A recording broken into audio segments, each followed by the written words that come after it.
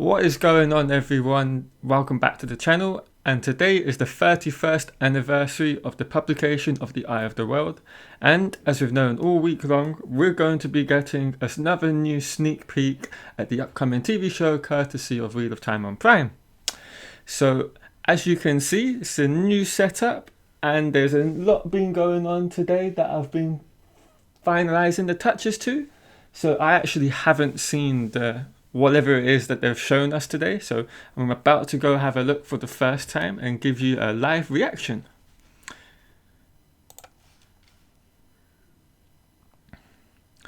The Eye of the World was not the beginning. There were neither beginnings nor endings to the turning of the Wheel of Time, but January 15th, 1990 was a beginning. I wasn't even born yet. Just under a month away from my birth. Okay, let's put this out there, start again. What's special about The Eye of the World is the themes of balance of gender. And ooh, concept art, love it. Wine spring in. Oh, that looks amazing. Ooh, Tuatha'an, nice. Only 17 seconds. It's really good though. It's very short, but really, really good. Okay. This looks so good. I can't get over this concept art of the Rhine spring in. It looks absolutely amazing. And it's not too dissimilar from what they actually ended up with, if you can remember the photo of Emonds field that we saw. So they've stayed pretty true to the concept art, at least for this one. And then next we have Tuatha'an. Now I have to say personally, I've never envisioned them in a circle like this. I've kind of envisioned them scattered around the campsite. Not in a circle, but in, I don't know, not in any sense of an order, but just not a circle, I suppose. And they do seem a lot less colourful than what's in the books. Maybe that's a little stylistic update they're doing for the show. Who knows? It is concept art after all. Ooh, fog in a city with huge buildings. That is a nice vibe. That does have a eerie resemblance to Shadar Logoth. I really love this. Okay, so what I'm going to do now, I'm going to go into a little bit more in-depth detail on each of the photos and just give you my points of view towards them all. So I want to start off by talking about my favourite piece of concept art from the video, and that is the wine spring inn. Now, there are a number of reasons why this is my favourite piece of concept art. And the first reason is quite simply I love this artist's take on Emonds field. And what really stands out to me with this artist's depiction of Emonds field is their choice of drawing it at night. Their decision to depict Emonds field during the night leaves the concept art with this warmthness that they wouldn't have otherwise been able to capture in the daytime.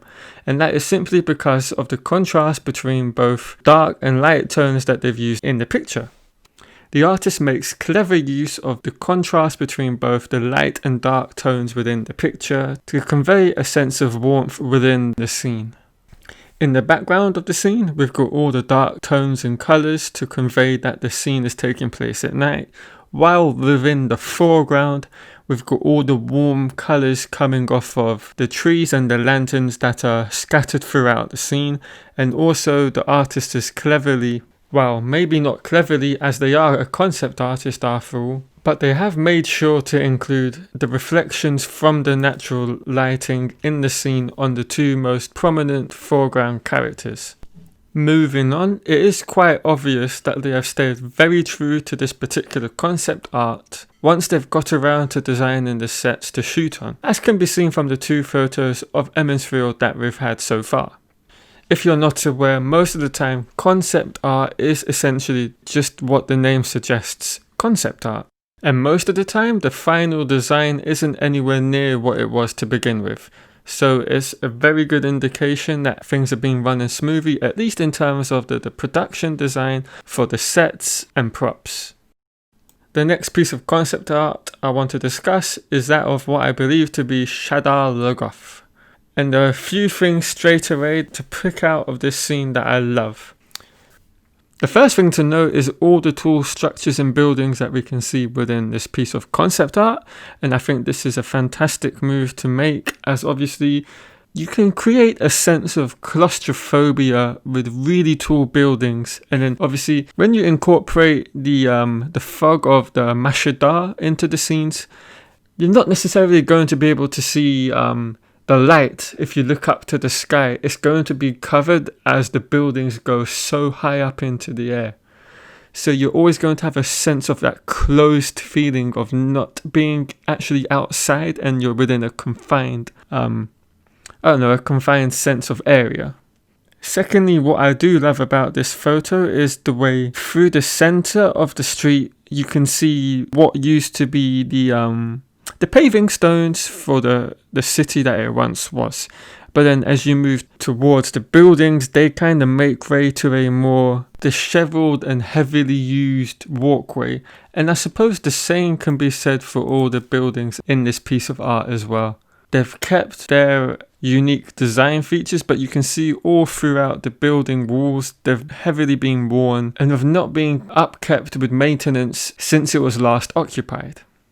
And as for the final three pieces of concept art, I don't necessarily have a lot to say on any of them really. I've already gone over the Tuatha'an concept art, so I don't particularly want to go over that again. And then the other two, they just really don't pull at me in the way both the Shadar Logoth and especially the Emonds field concept art did. And so that means we've come to the end of this video. So I all hope you've enjoyed it. Please leave a like and comment down below what your favourite concept art is, as I would be very much interested in that.